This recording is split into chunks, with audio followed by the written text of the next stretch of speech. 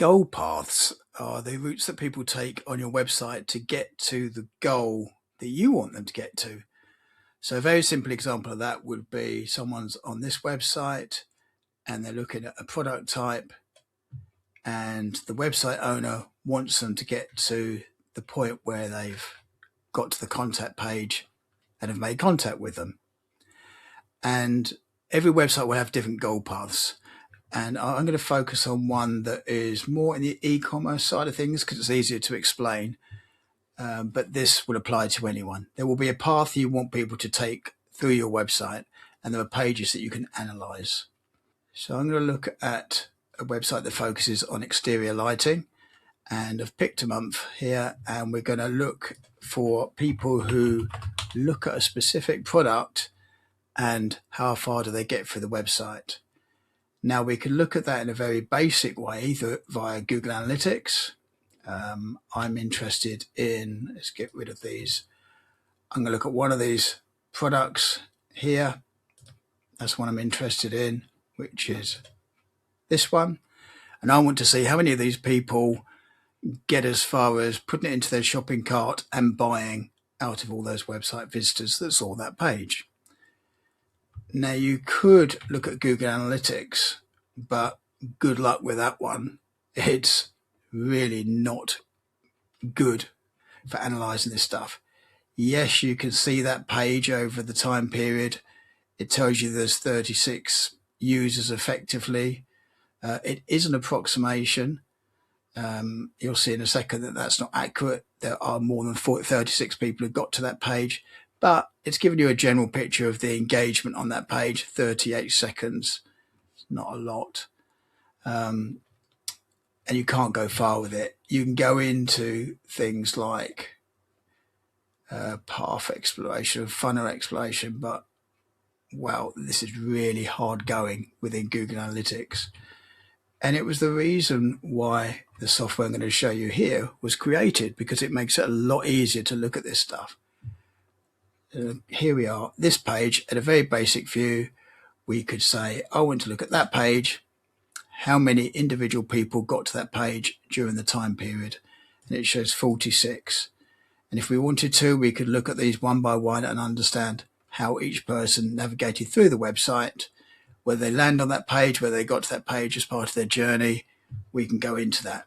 But that's quite time consuming to do that one by one. We're interested in the people and how many took the action. For example, the action could be buy now, to put it in their shopping cart. Did something stop them do that? So we use the system here. I'm just going to get a bit of data from here. I'm going to take that page URL, that's the one we're interested in, and I'm going to do this thing called advanced filtering. And this is where we go way beyond Google Analytics. So we look at the page visited, which is that page. We could select that, and we're going to look at the visitors related to that page. And as before, it gives us 46 visitors got to the page. And we want to know how many people put that product into their shopping cart. When they do that, they get to a page that says /cart.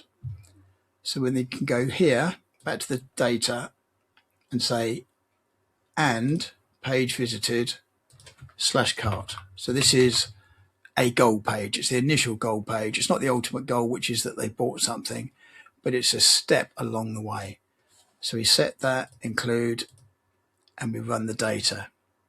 And we go from 46 visitors who looked at that product to only 3 who put it in their cart as part of their journey. We think, well, okay, there's our initial thing. We've got 43 who didn't put that into their cart, and that's the big number we really should be focusing on. But just for now, we're going to go a little bit further. We're going to go and see, and how many of those people also got as far as checkout, because it's one thing putting it into the cart, it's something else actually getting as far as a checkout page, which means you're more likely to be ready to buy it. And our 3 is now down to 2. So these people, you can see here, they got to cart and they got to checkout.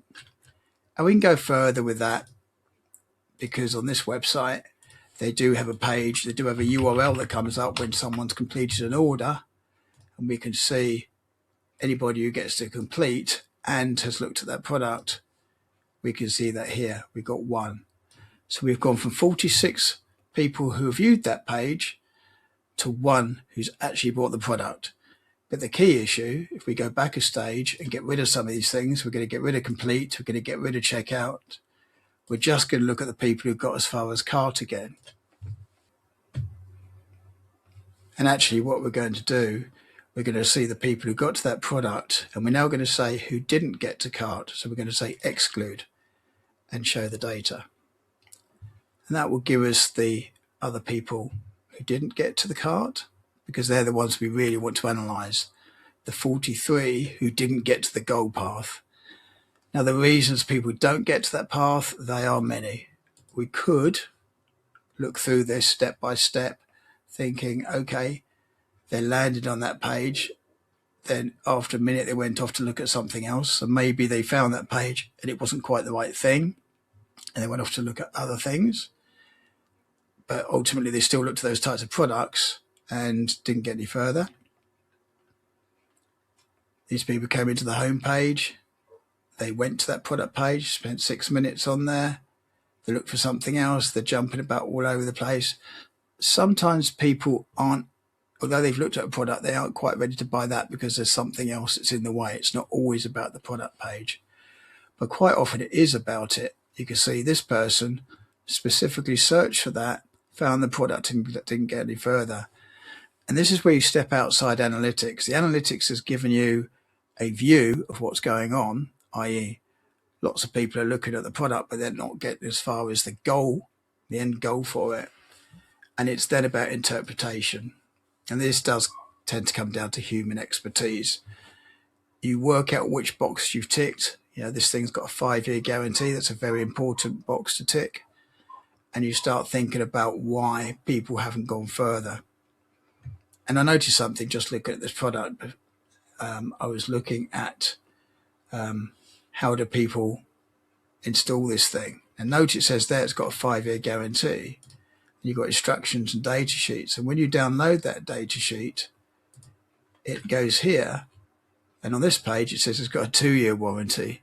So if people were taking that action and we were tracking it, then there'll be a conflict between the 2 years stated here and the reality, which is actually 5 years.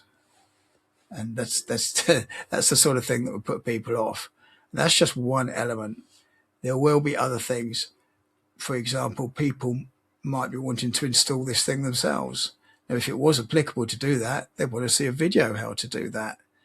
There's lots of reasons why people don't engage. And there's also things here that are reasons they would engage. You know, it shows the exact dimensions of it. It could be that they need more images of the things in situ. Like these are quite at a distance, these images. And they might want some close-up images of the product, see what they look like close up. There's all sorts of reasons, but it all starts with looking at your goal paths and getting data out of analytics to look at what's most popular and then drilling down and ultimately trying to work out why people aren't getting to the goal path you want them to.